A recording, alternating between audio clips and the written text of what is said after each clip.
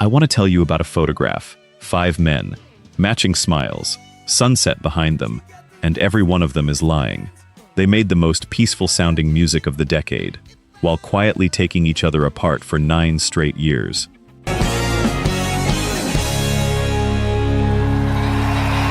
"10 betrayals, documented. Some of them are on records you already own. And number 1 is the night 2 of them stood 6 feet apart, singing about love, promising to kill each other the second the curtain dropped. Let's go. I looked around and for a reason when 10. The man who built the sound, fired halfway through. I was confused. I need to start somewhere that surprised me, because I always assumed the trouble started with the fame. It did not. It started while they were still hungry. Glyn Johns. If you do not know the name, you know the fingerprints. You needed me, it's true. I needed you. The man had already worked with the biggest bands in Britain, and he is the one who took 4 unknown Americans and taught them what a record was supposed to sound like. Their first 2 albums, that clean, precise, gorgeous thing they do, that is him. You even called me friend. And here is the part I did not know until I started digging. Halfway through making their 3rd record, they fired him. Mid-album, On the Border ended up with 2 producers listed on the sleeve, Glyn Johns on 2 songs, Bill Simjek on everything else, because the group wanted a harder, rock-oriented sound instead of the country rock feel of the first 2 records. That I could almost see eternity. They flew to London to work with him. They flew home without him. Henley's explanation later was that they simply wanted to sound American rather than English.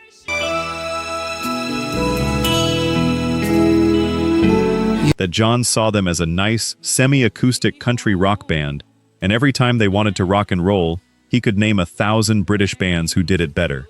You gave me strength. Okay, I love this part. Because listen to what actually happened. 2 of John's recordings stayed on the album anyway, including Best of My Love, the song he made, the song they kept. Their first #1 hit in the country was made by the guy they had already decided to cut loose. And gave me dignity. I cried. And I know you know this feeling. When somebody helps you become the thing you wanted to be, and the very first thing that new version of you does is decide they are not coming with you. That is the pattern. Right there, in 1974. Nobody is safe, not the producer, and soon, not each other. You cleared my mind. 9. The beer Bernie Leadon is the reason the Eagles exist, and you have probably never thought about him for more than 10 seconds. I looked around and for a reason when He was the country in the country rock. Banjo, pedal steel, mandolin, the whole toolbox. He is the one who suggested the name. And by 1975, he was watching the band he helped build walk away from everything he loved about it. The producer on one of these nights put it plainly. They were getting more and more rocked out, and Bernie was less and less happy about it. just what you wanted might have been that it.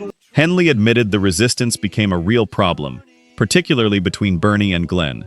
So here is what happened.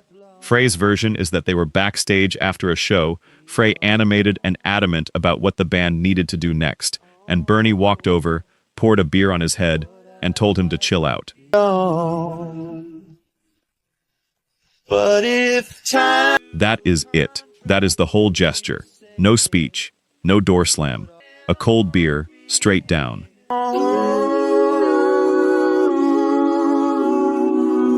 And here is the part that gets me.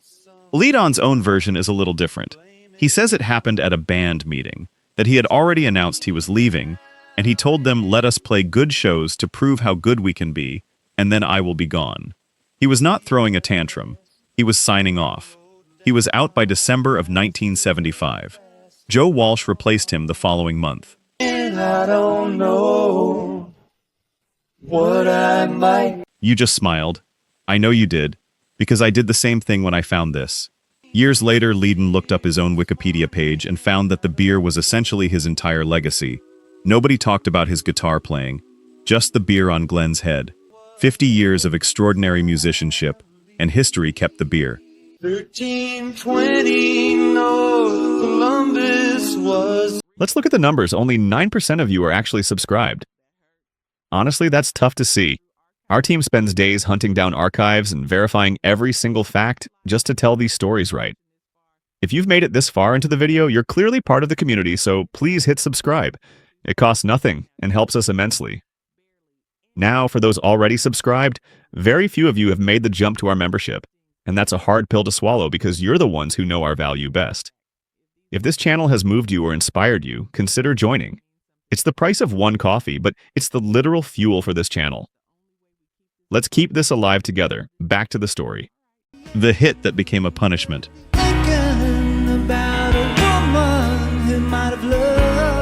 Randy Meisner wrote a song on an acoustic guitar one night after coming home from the Troubadour. Just a few lines. Nothing finished.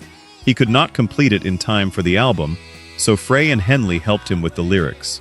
And the thing they built together became one of the most beautiful things this band ever put on tape.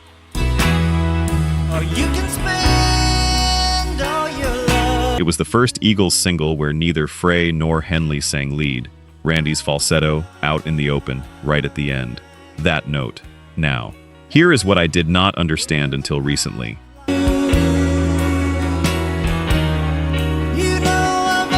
He did not want it. Meisner was naturally shy. He struggled with the increasingly overbearing personalities of Henley and Frey. He was watching his marriage come apart on the road. He said it himself.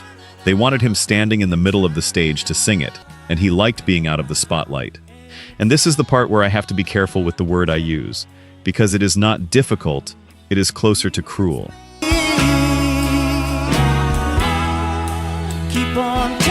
Frey was insistent that Meisner perform it in concert for the fans, and those live performances became a source of enormous contention between them. Eventually, one of the reasons Meisner left the band. He was struggling to hit the crucial high notes during the Hotel California tour. According to Joe Walsh, Meisner could actually sing it, but he would get nervous the moment he was told he had to.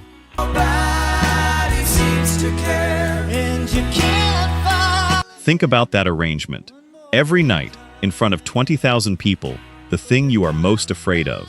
Scheduled, non-negotiable, and I know you have had a version of this. Smaller. The specific details are different. The feeling is not. The thing you were good at becoming the thing they hold over you. Some songs do not just sound like longing. They were made out of it.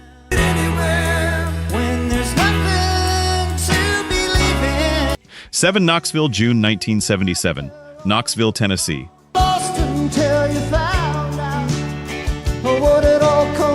The band had been on the road roughly 11 months.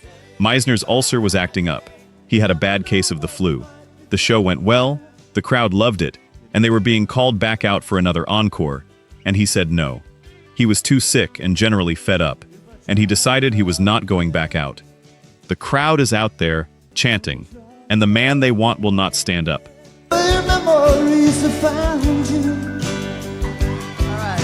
Frey was livid and called him a name I am not going to repeat.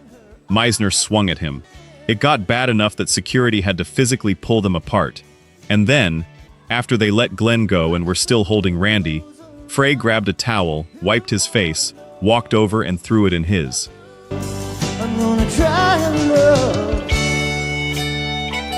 And here is what stays with me. It is not the punch. Bands fight. It is what came after. They limped through the rest of the tour, and Meisner was completely frozen out. Even after he offered Frey a sincere apology. He was gone by September of 1977.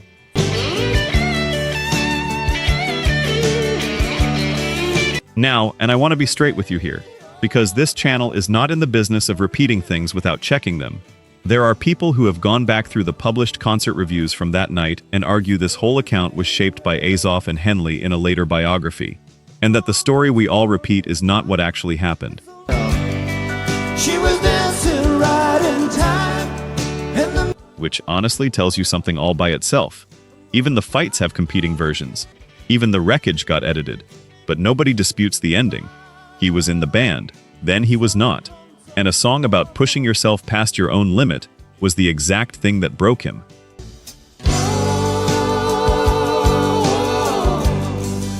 6. Note for note.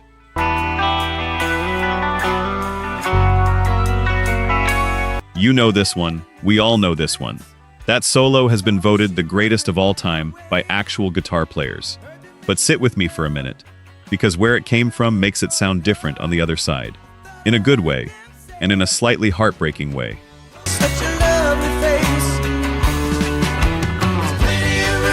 Felder used to record instrumental demos at home, 15 or 16 ideas per album cycle, and hand them out on cassette. The Hotel California demo was made in his back bedroom with a 12-string, him playing bass, and a Roland drum machine, roughly sketching out a part between himself and Joe Walsh. A sketch, a guide, placeholder ideas.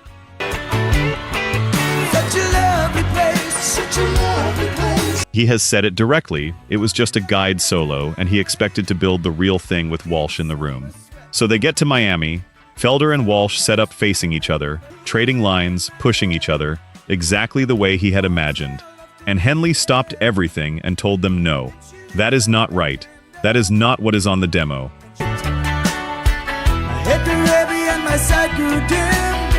And here is where it gets absurd, and I love it, and it also tells you everything. Felder did not have the tape with him. He had to call his housekeeper back in California, get her to find the cassette, play it down the phone line, and transcribe his own improvisation off a long-distance call.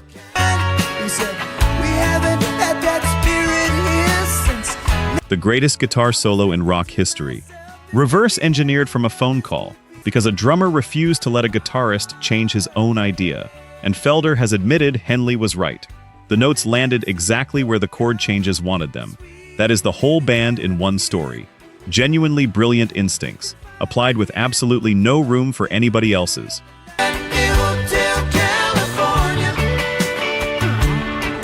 5. The long one after Hotel California. They had the biggest problem a band can have. They had won.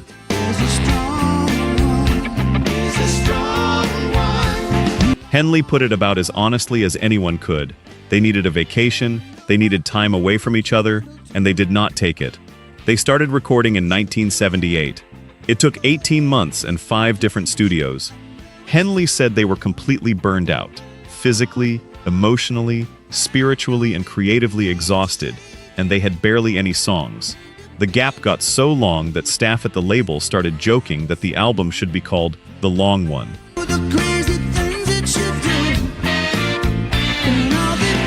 That is your own record company laughing at you. And here is the detail that stops me cold. By the time they gathered in Miami in 1979, Henley and Frey were barely speaking. These two, the engine, the songwriting partnership that built the entire thing.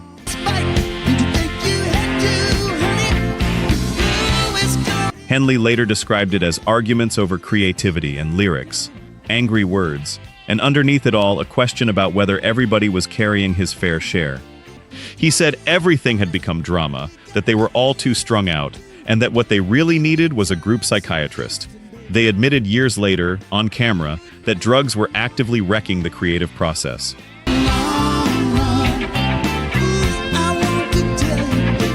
And it still went to number 1. It still gave them a Grammy and their final chart-topping single. That is the cruelest part, honestly. The world kept telling them they were fine. Nothing in the sales figures said stop. I have watched people do this. Keep going because the outside metrics are good, while the inside quietly rots. And I know you have watched somebody do it too.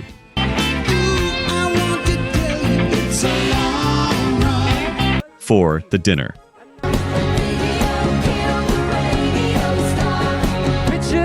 Don Felder wrote an instrumental he privately called Iron Lung because the wheezing sound reminded him of being sick as a kid. He put it on a cassette with a batch of other ideas. Frey and Henley loved 2 of them, that one, and the music that became Hotel California. Felder, Frey, Henley, and J.D. Souther worked up the lyrics at Frey's house.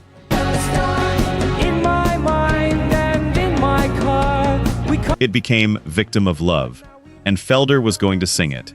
Everybody else on that album got a lead vocal. Frey had New Kid in Town.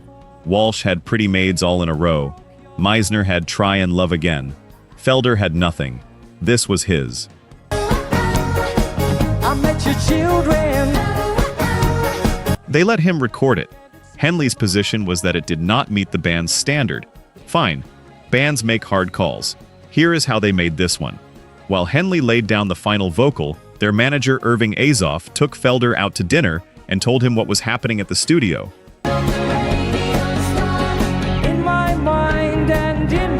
Read that again slowly. They did not tell him no. They sat him down in a restaurant, put a menu in his hands, and let a third party break it to him over the appetizers while somebody else sang his song. I know what you are thinking right now, because I thought it too. There were 5 of them. Any one of them could have picked up a phone.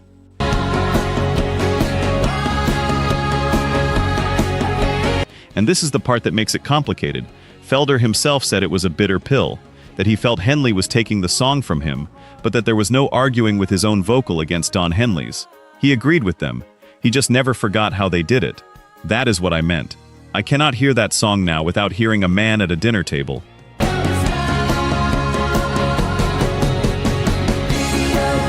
3 harmonies, courtesy of Federal Express. There is moonlight in malls. Now, I am about to go slightly out of order, and I am doing it on purpose. Stay with me. The band had already come apart when this happened. But they still owed the label a live album. A contract does not care how you feel. And this is where you can actually hear the damage, if you know what to listen for. And I had love. Eagles Live was mixed by Glenn Frey and Don Henley on opposite coasts. Frey in Los Angeles, Henley in Miami. And as producer Bill Simjek put it, the harmony and instrument fixes were made courtesy of Federal Express. Courtesy of Federal Express.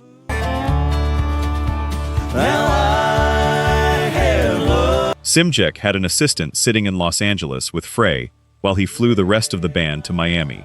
He described the process as fixing 3-part harmonies by shipping tape back and forth. The reason was simple. They had decided they could not bear to be in the same state, let alone the same studio. This is a band famous for one thing above all else: blend. Voices locking together so tightly you cannot separate them.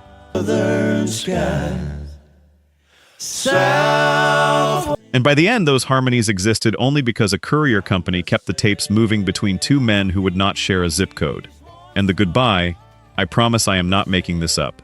The album credits listed no fewer than 5 attorneys. The liner notes said simply, "Thank you and good night." 5 lawyers, 4 words.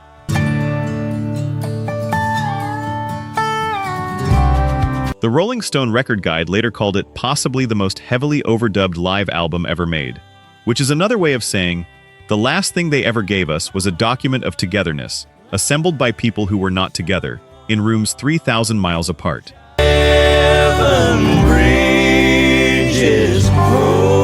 2. The letter.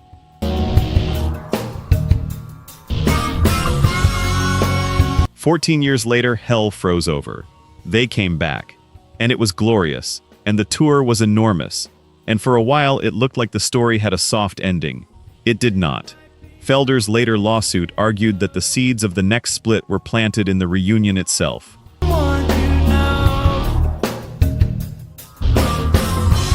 He said the band had previously divided revenue equally, but that Frey and Henley demanded a new structure favoring their partnership, and threatened to fire him before the reunion started unless he agreed. He signed, and then he spent years watching it get worse. He complained that they had set up a separate company to handle a career retrospective box set with no involvement from himself, Walsh, or Schmidt. In his suit, he described their greed as becoming more insatiable with every project.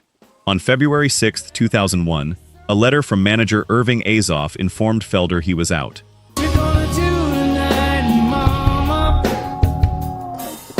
A letter.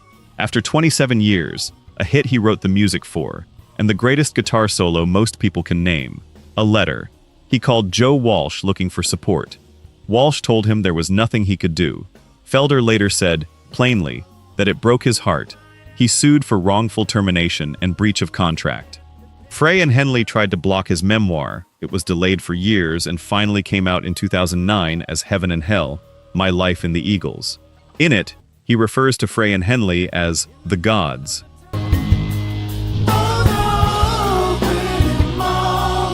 Henley's response was that Felder was simply bitter and had written a cheap shot. The case settled quietly out of court, terms undisclosed. And when they later invited Leiden and Meisner back for the History of the Eagles tour, Felder was pointedly left out. The Brotherhood did not just break. It stayed broken on purpose, for the rest of their lives.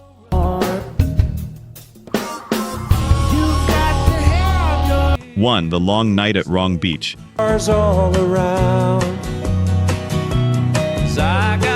July 31st, 1980. Long Beach Arena, California.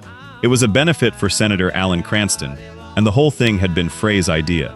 Felder was not thrilled about the band wading into politics, but he wrote later that if the gods wanted to do political campaigning, he was not in a position to argue. Before the show, the meet and greet, the senator working the line, thanking everybody. And Felder, as the senator and his wife walked away, said, "Nice to meet you," then muttered, "I guess," under his breath. 2 words. That is the whole fuse. Frey heard it and smashed the bottle he was drinking against the wall. He said later, on camera, that by the time they walked on stage, he was seething and wanted to kill Felder. I know you won't let me down. Now, the house lights go down, 12,000 people, and this band walks out and starts playing the most gentle music in America. Felder's account is that Frey came over during Best of My Love and told him he was going to kick his ass the moment they got off stage, and they kept singing, in harmony.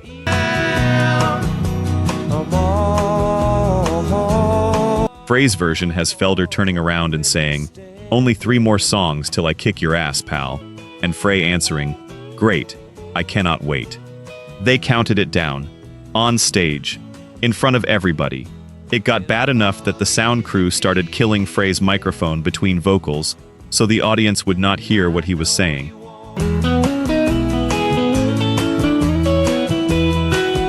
This is the part I still cannot get over. Somewhere in that arena there was a kid at his first concert, hearing those voices locked together, having the best night of his life, and he had no idea he was watching a marriage end in real time.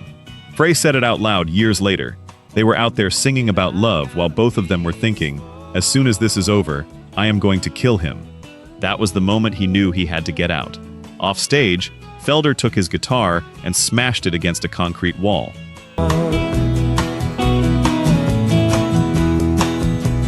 Frey's response was to remark that of course he would break one of his cheapest ones. Felder got into a limo and left. The next day, Timothy B. Schmidt picked up the phone and called Frey, and Frey told him the Eagles were finished. That is it. No press conference, no farewell tour. Henley later described that night as a 4-hour exercise in interpersonal tension. 14 years of silence started with a phone call and the word finished. Earrings lay against your skin.